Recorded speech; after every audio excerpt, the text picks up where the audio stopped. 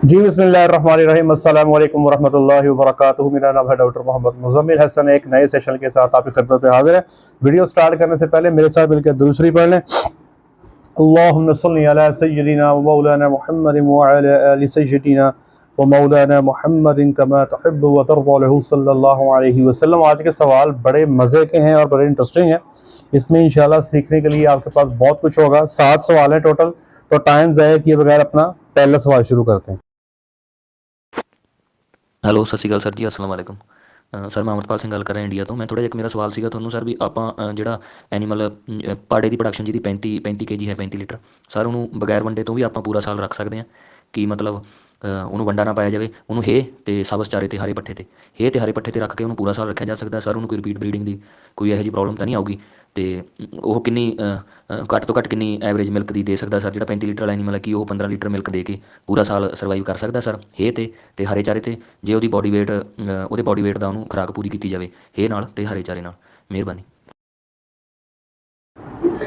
ये हमारे फार्मर हैं इंडिया से और ये पूछ रहे हैं कि एक गाय है जो 35 लीटर दूध देती है, उसको अगर बंडा ना दिया जाए, सिर्फ हे पे और सब्ज चारे पे रखा जाए, दूध वो को 10-15 लीटर देती जाए, तो क्या उसकी सेहत पे कोई मसला तो नहीं आएगा या कोई रिपीट ब्रीडिंग और कोई मसाइल तो नहीं आएंगे?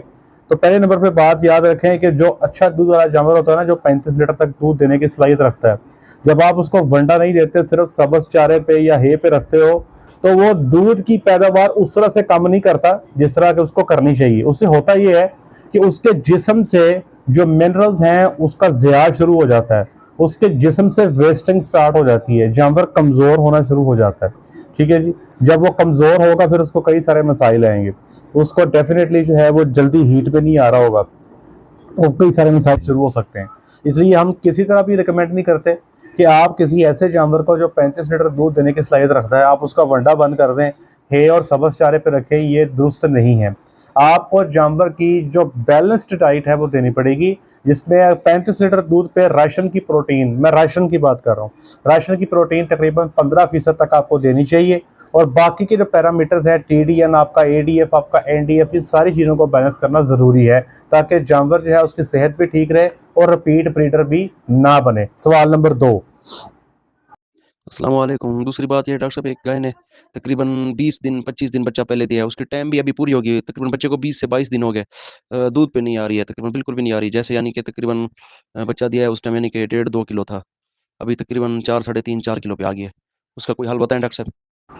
ये कह रहे हैं गाय ने 25 दिन पहले बच्चा दिया और दूध थोड़ा था और अब उसके दिन पूरे हो गए हैं तो दूध पे नहीं आ रही। अच्छा, हमारे यहाँ ना एक, हम भी जब शुरू में काम सीख रहे थे, तो जब किसी गाय ने बच्चा फेंक देना 8 महीने 10 दिन पे या 8 महीने 20 दिन पे, तो वो लोग क्या करते थे, ग्वाले के डॉक्टर साहब टेंशन ना लें, जब ये 9 महीने अपने पूरे कर लेगी ना, दूध पे आ जाएगी।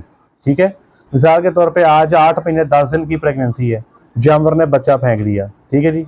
अब उसके नीचे दूध है 2 लीटर 3 लीटर 4 लीटर, तो ग्वाले कहते थे कि आज से 20 दिन बाद इसके 9 महीने पूरे हो जाएंगे तो इसका हिवाना उतर जाएगा और ये दूध देना शुरू कर देगी। तो भैया ये गलत है, इसमें कोई सच्चाई नहीं है, इसमें कोई हकीकत नहीं है। याद रखिएगा, जो जानवर बच्चा टाइम से पहले फेंक देते हैं उनका हिवाना पूरा नहीं बनता, वो अपने पूरे दूध पे नहीं आते। कुछ अच्छी नस्ल के जानवर वो दूध जरूर दे देते हैं लेकिन वो भी अपना पीक दूध नहीं देते। मिसाल के तौर पे हमारे पास एक गाय थी 518 नंबर, अमेरिकन काऊ थी, पहले सूबे का दूध था 40 किलो, दूसरे सूबे में उसने बच्चा फेंक दिया कोई 8 महीने पे, तो वो जनाब दूसरे सूबे में को 30 लीटर दूध ही दे पाई। अब ये 30 लीटर जो है दूसरे सूबे में बढ़ के 40 से 45 होना चाहिए था अगर वो पूरा टाइम पर बच्चा देती, लेकिन चूंकि बच्चा टाइम पर नहीं दिया तो पहले सूबे से भी दूध उसका कम था और ये इसकी नस्ल थी जो ये 30 लीटर पे आ गई। अगर अच्छी नस्ल का जानवर ना हो तो यही 2-4 लीटर की गेम रह जाती है। इसलिए इस चीज़ को ध्यान में रखें कि जो जानवर टाइम से पहले बच्चा दे दे, अमूमी तौर पे वो अपनी पूरी प्रोडक्शन पे नहीं आता। सवाल नंबर 3। अस्सलाम वालेकुम डॉक्टर मुज़म्मिल साहब, क्या हाल है? ठीक हो? खैरियत? डॉक्टर साहब, बात ऐसे है कि एक गाय है हमारे पास, उसको ना हमने खुश्क करने के लिए टूपें चढ़ाई थी और टूपें चढ़ाए तकरीबन 20-25 दिन हो गए हैं। अभी उसका सौदा चल रहा है तो वो बोलते हैं थनों को चेक करना है, उसके थनों को चेक कर सकते हैं या थनों को हाथ नहीं लगाएं? ड्राई काउ ट्यूब्स चढ़ाइए गाय को और ट्यूब्स चढ़ाने के बाद जानवर जो है वो खुश्क हो जाता है, तो ये सौदा करना चाहते हैं जानवर का। अब जारी बात है, जो बंदा खरीदने आया है वो हर थन को चेक करेगा। मंडी के अंदर ये गलत प्रैक्टिस है कि जब कोई प्रेग्नेंट जानवर खरीदा जाता है ना, तो वो क्या करते हैं, हर थन की धारे मार के उसके अंदर से जो फ्लूइड निकलता है उसको चेक करते हैं। ये मंडी के अंदर ये एक आम रवाज है, इसको डिस्करेज करना चाहिए, ये गलत है। जानवर अगर प्रेग्नेंट है तो उसके थनों को पकड़ के, उसके हिवाने को पकड़ के एक तजर्बेकार बंदा ये असेसमेंट कर सकता है कि इसका हिवाना और इसके थन में कोई मसला है या नहीं। अब मिसाल के तौर पे हम ख़रीदार हैं, हम मंडी में जाते हैं, हमें एक प्रेग्नेंट जानवर पसंद आ जाता है, सौदा हो जाता है, हर थन की हम धार मारते हैं, धार मार के थन को पास कर लेते हैं। अब जब थन की धार मारी जाती है ना, तो थन का जो मुंह का सुराख है वो खुल जाता है। अब यहाँ पे चांसेस हैं कि अब ये इन्फेक्शन ले ले। पहले तो इसके थनों का मुंह बंद था, अब मैंने धारे मार के खोल दिया, मुमकिन है कि ये दोबारा इन्फेक्शन कर जाए। अच्छा, अगर आप समझते हो कि नहीं यार, आपको बस इतना तजर्बा नहीं है, आप सिर्फ थनों को पकड़ के, हिवाने को पकड़ के, आपको अंदाज़ा नहीं होता कि थन ठीक है या नहीं, आप धारे मारना चाहते हो, तो इसका हल ये है कि धारे मारे, मुकम्मल तौर पे थन की तसल्ली कर लें, उसके बाद दोबारा से ड्राई काउ ट्यूब्स को दोबारा चढ़ा दें। बहुत सारी मार्केट में अवेलेबल है, सीफन ड्राई के नाम से अवेलेबल है, सीलर ड्राई है, और इसके अलावा सेप्राविन ट्यूब है, जो भी आपके पास अवेलेबल हो आप इस्तेमाल कर सकते हैं। जी, सवाल नंबर 4। जी अस्सलाम वालेकुम डॉक्टर साहब, क्या हाल है आपका? ठीक ठाक है। अच्छा डॉक्टर साहब, मैंने ना 24 एकड़ पे बरसीन लगाई हुई थी, तो बरसीन के साथ हम खिला रहे थे। बरसीन आपको पता है 5वें महीने में ख़त्म होना शुरू हो जाती है। तो हमारी ना यहाँ पे ज़मीन है डोबे वाली, मतलब बारिश हो तो काफ़ी डोबा पड़ जाता है। तो हमारे पास विंडो सिर्फ 2 मंथ्स की है, तो उसके लिए आपसे मशवरा करना था कि हम उसमें मेरे पास जो है वो ऑलमोस्ट कोई अब अलहमदिल्ला कोई 250 के करीब बफलोज है, 8.5 लीटर की एवरेज है। तो उसमें आपसे पूछना ये था मैंने कि हम जो होती है देसी मीठी ज्वार वो लगा लें, जो 2 महीनों में काट के हम अपना जानवरों को डाल दें इंसाइल करके, या एक होता है जी गाचा होती है, गाचा विदाउट कॉप, वो भी 60 दिनों 60 दिनों के अंदर तैयार हो जाता है। तो इन दोनों में से कौन सी अच्छी ऑप्शन है? अगर हमें कुछ ऐड ऑन भी करना पड़ता है, मकई और प्रोटीन में भी कुछ ऐड करना पड़ता है, तो इनमें से सबसे अच्छी ऑप्शन कौन सी है जो दूध को अफेक्ट तो करे लेकिन ये ना हो कि दूध आधा रह जाए? बरसीन ख़त्म हो गया जी इनके पास, माशाल्लाह 250 भैंस है, 8 लीटर की एवरेज है, और ये चाहते हैं कि ज्वार लगा लें या गाचा लगा लें, और चाहते हैं कि खुराक में कुछ ऐसी तब्दीलियाँ कर लें कि हमारा दूध कम तो हो लेकिन इतना ज़्यादा कम ना हो। देखिए जी, पहले नंबर पे समझ लें कि बरसीन जो है वो एक हाई प्रोटीन चारा है, ठीक है जी। मिसाल के तौर पे आम तो रूटीन में जब बरसीन ख़त्म हो रहा होता है, तो आजकल जो बरसीन चल रहा है मार्च के एंड पे तकरीबन 18 से 20% ड्राई मैटर इसके अंदर होता है, और अमूमी तौर पे हमारे जो लोग हैं वो खिला रहे होते हैं तकरीबन 40 किलो बरसीम रूटीन से खिला रहे होते हैं। तो एक जानवर जो 40 किलो बरसीम खा रहा है वो तकरीबन 7 किलो के करीब ड्राई मैटर जो है बड़े आराम से जो है जानवर को इस बरसीम से मिल रहा है, और इस 7 किलो ड्राई मैटर से जानवर को तकरीबन 18 से 20% जो है वो प्रोटीन भी मिल रही होती है। मेरी बात समझ रहे हैं आप कि जानवर जो है उसको 18 से 20% प्रोटीन मिल रही है, 7 किलो ड्राई मैटर है। इसके मुकाबले में अब आप आ जाए ज्वार या गाचे पे।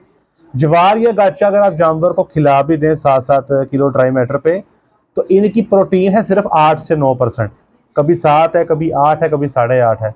तो जब आपके चारे की प्रोटीन 18-20 से गिर के नीचे 7 से 8 पे आ जाएगी, तो जारी बात है एक शदीद झटका लगेगा आपकी दूध की पैदावार को। मेरी बात समझ रहे हैं आप? तो यहाँ पे इस झटके को रोका कैसे जा सकता है, इस झटके से बचा कैसे जा सकता है? इसके 2 हल हैं। पहला हल ये है कि मकई के साइलेज का लाजमी इस्तेमाल करें, ये बहुत ज़रूरी है, और मकई के साइलेज के इस्तेमाल के साथ अपने वनडे में प्रोटीन की मिकदार को बढ़ा दें, नंबर 1। दूसरा सलूशन ये है कि अगर आपके पास बरसीम ख़त्म हो रहा है, तो फिर मेरे भाई आपने करना ये है, आजकल चुकंदर का साइलेज मिल रहा है, चुकंदर का साइलेज जो है आप 7 से 8 किलो 9 किलो जो है वो जानवर की खुराक में शामिल करते हैं। आहिस्ता आहिस्ता बरसीम कम करते जाएं, आहिस्ता आहिस्ता चुकंदर का साइलेज बढ़ाते जाएं, और बाकी की जो प्रोटीन है अपने जो आपकी राशन है उसकी बैलेंस कर लें। तो इंशाअल्लाह अज़ीज़ आपको मिनिमम इफेक्ट जो है आपके दूध की पैदावार के अंदर आपको देखने को मिलेगा। जी, सवाल नंबर 5। अस्सलाम वालेकुम सर, माज़रत आपकी टाइम रेंज से बाहर आके बात कर रहा हूँ मैं, तो उम्मीद है आप खैरियत से होंगे। अच्छा सर, वो ना एक गाय थी इधर हमारे इलाके में, तो वो बंदा कहता है कि डॉक्टर आया था तो उसने उसकी ना इंसेमिनेशन की, तो उसने 10,000 रुपये ले लिया। उसने कहा कि ये जो है ना मैंने इंसेमिनेशन कर दी है, टीका रख दिया, और कन्फर्म जो है ना वो बछड़ी होगी, अगर बछड़ी यानी कि बछड़ी होगी कन्फर्म, तो उसने साथ में ये भी कहा कि अगर ये ना निकली ना तो मैं इसके टीका दोबारा रखूँगा फ्री में। तो क्या सर वाकई ऐसा है कि कोई सीमन है ऐसा? जिससे कन्फर्म हो, ये भी हो कि बछड़ी भी देगी और ये भी कन्फर्म हो कि जानवर गब्बन भी हो जाएगा इंशाल्लाह, या फिर ये एक स्कैम है? 10,000 का टीका रखवाया है और ये कह रहे हैं कि डॉक्टर साहब कह रहे हैं कि 100% बच्ची होगी और 100% गाय ठहर जाएगी, अगर ना ठहरी तो वो दोबारा टीका आके फ्री रखेंगे। देखिए जी, पहली बात तो ये बता दूं कि 100% इस दुनिया में कुछ नहीं है सिवाय अल्लाह ने एक ही ज़ात को 100% मुकम्मल बनाया और वो ज़ात है हज़रत मोहम्मद सल्लल्लाहु अलैहि वसल्लम। हर एंगल से मुकम्मल, हर लिहाज से मुकम्मल, और जिसकी जितनी तारीफ़ की जाए उतनी थोड़ी है। हम लोग जो है ना, हम कह लें कमज़ोर लोग हैं, हमारे अंदर खामियां हैं। इसी तरह जितनी भी मखलूक़ात इस दुनिया में पैदा है ना जी, वो 100% कोई भी नहीं है। मेरा मानना है कि 100% सिर्फ अल्लाह ने आप सल्लल्लाहु अलैहि वसल्लम को बनाया। अच्छा, अब बात ये है कि पहले नंबर पर सवाल ये है कि क्या 100% बच्ची आ सकती है? नहीं। याद रखिएगा कि आप सेक्स सीमन इस्तेमाल करते हो तो कंपनी जो क्लेम करती है वो 85% क्लेम करती है सेक्स सीमन पे वच्छी पैदा होगी। जो कंपनी आपको कहती है कि जी 85% चांस है कि वच्छी आएगी, 15% चांस है कि बच्चा आएगा। बाद लोग परेशान हो जाते हैं कि हमने सेक्स सीमन रखवाया, बच्चा आ गया। भाई, अगर आपने अपने फार्म पे सेक्स सीमन की एक ही डोज रखवाई है तो उसमें 15% चांस है कि बच्चा आएगा और आ सकता है, ठीक है। अगर आपने 10 जानवरों को सेक्स सीमन रखवाया है तो फिर आप देखेंगे एक आधा बच्चा आ जाएगा, कोई 8-9 बच्चियाँ आ जाएंगी, आपको फिर बात की समझ आएगी। तो पहली बात यह है कि 100% बच्ची नहीं, 85 से 90% चांस होते हैं बच्ची के, 10 से 15% चांस होते हैं बच्चे के। दूसरे नंबर पे कि क्या 100% ये ठहर जाएगी? भाईजान, जब भी आप इंसेमिनेशन करते हो ना तो 50-50 होता है, ठीक है जी। हाँ, ये ज़रूर हो सकता है कि अगर किसी जानवर की हीट बहुत अच्छी है, जानवर की सेहत अच्छी है, जानवर की बच्चेदानी अच्छी है, जानवर की खुराक अच्छी है, तो हम ये ज़रूर कह देते हैं कि यार जानवर के गब्बर होने के चांस ज़्यादा हैं, लेकिन 100% हम नहीं कह सकते। मेरी बात समझ गए? हाँ, अगर डॉक्टर साहब ये कह रहे हैं कि ये जानवर नहीं ठहरेगा तो इसका टीका वो दोबारा आके फ्री रखेंगे, तो मैं समझता हूँ इसमें कोई मुज़ायका नहीं है, ठीक है जी। वो हो सकता है कि उन्होंने आपके जानवर को चेक किया हो और जानवर को चेक करने के बाद उनको अंदाज़ा हुआ हो कि यार ये जानवर की हीट बड़ी प्रॉपर है, अंदर से बच्चा नहीं बिल्कुल ठीक है, और उनको बड़ा एतमाद हो इस चीज़ पे कि यार ये इंशाल्लाह इसमें काफ़ी ज़्यादा चांस है ये ठहर जाए। तो ये टोटल मामला है। 100% जो है ना कहना, मेरा ख्याल है कि ये मैं तो कम से कम जो है नहीं कह सकता। सवाल नंबर 6।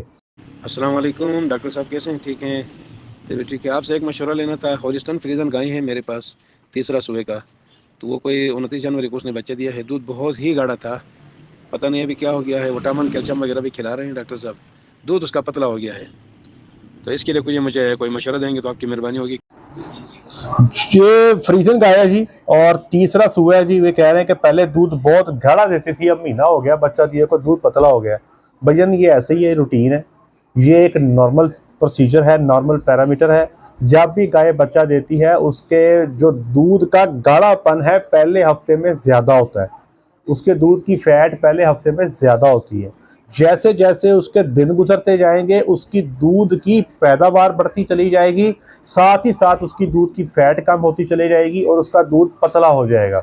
याद रखिएगा, एक फ्रीजियन गाय जो आपको तकरीबन 40 से 45 लीटर दूध देने की सलाहियत रखती है, अमूमी तौर पे उनकी जो फैट की पैदावार है वो 3.7 से 3.8% एवरेज इतनी चल रही होती है।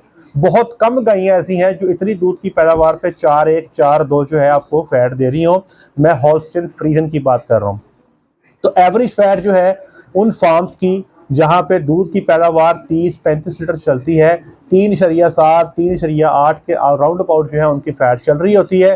तो भैया जैसे जैसे दूध बढ़ता चला जाएगा, जैसे जैसे जानवर के सुबह के दिन बढ़ते चले जाएंगे, उसकी फैट की मिकदार बढ़ती चली जाएगी, कम होती चली जाएगी। अब आखिरी सवाल है जी, बड़ा मज़े का सवाल है, सुने जी। सलाम डॉक्टर साहब, कैसे खैरियत से? ठीक ठाक हैं डॉक्टर साहब। यहाँ हमारे इत्तेफाक इस वक्त ऐसा हुआ है कि एक जो है ना बफ हमारी हीट में आई हुई है और आसपास कोई बुल अभी नहीं मिल रहा। तो ये हम काऊ के बुल से क्रॉस कर लें? कभी कोई तजर्बा किया है? कोई याद चीज़ तो शेयर करें, क्या कहते हैं, एडवाइस करते हैं आप, ट्राई करें प्लीज़, थैंक यू। चौथे दिन आप चेस आई कि नहीं आई? हमारे फार्मर है और इंतहाई नफीस फार्मर है। मुझे कल इनका मैसेज आया कि जी हमारे पास भैंस हीट में आ गई है, छोटा हमारे पास कोई नहीं है, हमारे पास गाय का बच्चा मौजूद है, अगर आप इजाज़त दें तो हम इसकी मीटिंग करवा लें, हो सकता है कोई बच्चा पैदा हो ही जाए। तो जनाब यारी बात यह है कि इनका क्रोमोसोमल नंबर का डिफरेंस है। अगर आप गाय पे संडा चढ़ा देंगे, ठीक है, या भैंस पे आप बच्चा चढ़ा देंगे, तो भैया वो प्रेग्नेंट नहीं होगी, किसी सूरत प्रेग्नेंट नहीं होगी। इसलिए ये तजर्बा आपने नहीं करना है। और आपको एक और तजर्बे की बात बताता हूँ, ये जो होते हैं ना बच्चे, ये थोड़े से किसी और साहब के होते हैं, ये चढ़ जाते हैं भैंसों पे ना, भैंसों को ज़बरदस्ती लगा देते हैं। मैंने पौधे देखे, हमारे पास एक बच्चा था, वो जनाब उसको जब मौका मिलता था जनाब वो निकल जाता था, भाग जाता था और भैंसों पे चढ़ता था, मीटिंग भी कर देता था ज़बरदस्ती। लेकिन मैंने आज तक अपने 14 साल करियर में कभी किसी जो छोटे को मैंने कभी किसी गाय को लगाते नहीं देखा, ज़बरदस्ती करते मैंने नहीं देखा।